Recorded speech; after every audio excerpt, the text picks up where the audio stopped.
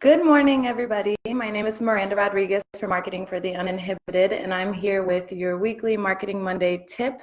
And this week, I'm going to talk about this week and for the next 5 weeks, I'm going to go over the 5 stages to quitting your job. So the number one question I get from people is, how did I know when it was time to quit my job?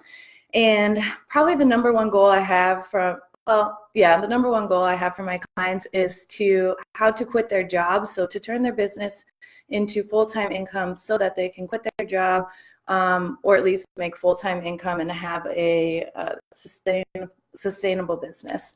And so I'm going to cover stage 1 today. Stage 1 is to listen to yourself.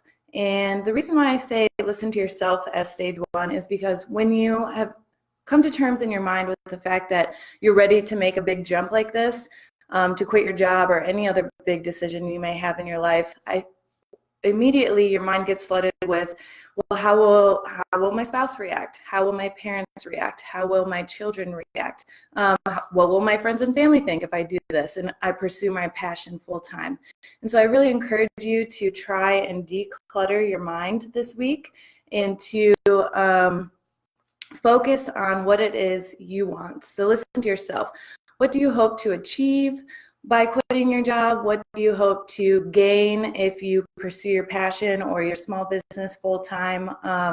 Just really sit with that, as my life coach would say. So sit with that and just think about what emotions come up as you go through this process of thinking about quitting your job. And again, over the next 5 weeks, we're going to cover the next 4 stages. So stage 1 was listen to yourself.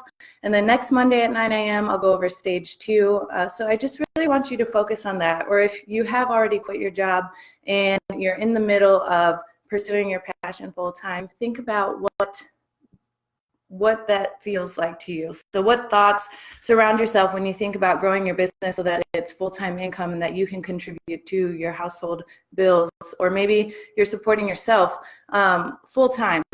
And there's always going to be fear and there's always going to be doubt. So try to put those aside and focus on what you're feeling around this decision. So I'll be here every Monday at 9 a.m. I have my tea right here. And next week, we'll cover stage 2. So thanks for tuning in. I'll see you next week. Bye.